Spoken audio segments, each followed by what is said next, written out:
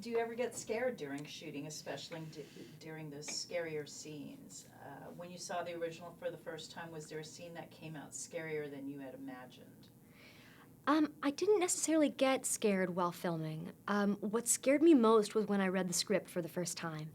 Uh, I'm I'm personally terrified of the dark, and when I got sent the script, I read it immediately, and it was late at night, and it was so scary. Off the page, Nell was captured so brilliantly by Ed and Damien, and it was creepy and scary and crawls inside your skin. And I got done reading and I was terrified, and I looked up and it's totally pitch black around me. And I was like, here we go. This is gonna be great. So yeah. In terms of the first film, a scene that really creeped me out was when Nell speaks in third person and it's shot through the mirror. I like that scene because it was so subtly creepy. And here you have this character that externally she's all there, everything's fine, but internally the character is completely emotionally and mentally destroyed. And you see the breaking of her. And that was very fun to play and really cool to see how it was put together. Okay, let's talk about Eli. Yes. Can you describe Eli Roth, what it was like being able to say you've worked with someone of his caliber, especially in the horror genre? Eli is a horror magician. He can turn a scene that's scary into something that's truly terrifying. He's such a master at the genre. He's so versed that he's a visionary when it comes to films like this. He so knows the pulse of what's scary, and because he knows it so well, he can innovate so easily and come up with scares and concepts and storylines that are new and completely original. That was the most exciting part of working with him, was being a part of something new and different. I also was a huge fan of Eli's from the Hostel films. I liked the notion of revenge in the Hostel films, that the main characters would get even. And my favorite part about going into part 2 was that Nell gets even. Since you do your own stunts, do you ever divert from the script and add in something you think will enhance the scene? Well,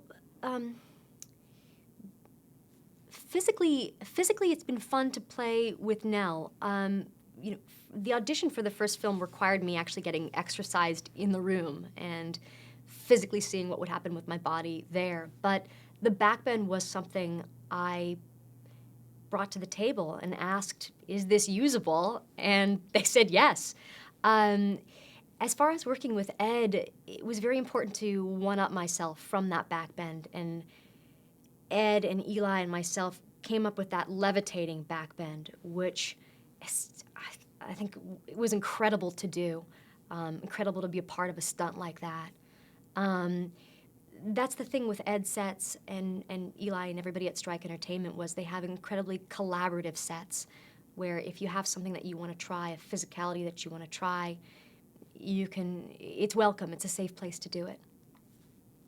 Good.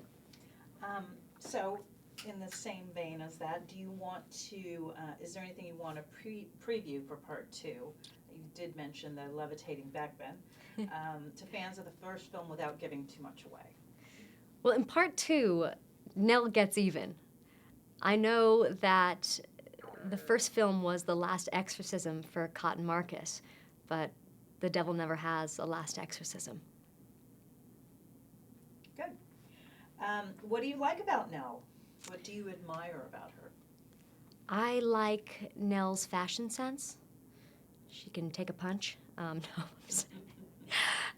in all seriousness, I love Nell's resilience. She maintains a hope and a spark of perseverance no matter whatever tragedy is surrounding her and whatever she's going through emotionally and mentally. She's resilient, she's strong, and I like that. Is horror your favorite movie genre to act in? Is acting in a horror film different than working in other genres? I think what attracts me to any character is the character on the page. It's the script, it's the writing, it's the concept, it's the directors involved. That goes for horror to drama to comedy, truly. I think what's fun about acting in a horror film is that as an actress, so much is demanded of you physically and mentally and emotionally. And, for instance, in these two films, to build two characters, I got a chance to build Nell and then build the epitome of evil, the devil, and Abalam. And to have the creative space to run free and use my imagination to build those characters was fun. You're put in the strangest situations, going way past what your imagination could fathom, and that's when it gets fun. That's when it gets scary. That's when it gets exciting, and that's what's great and experimental about horror.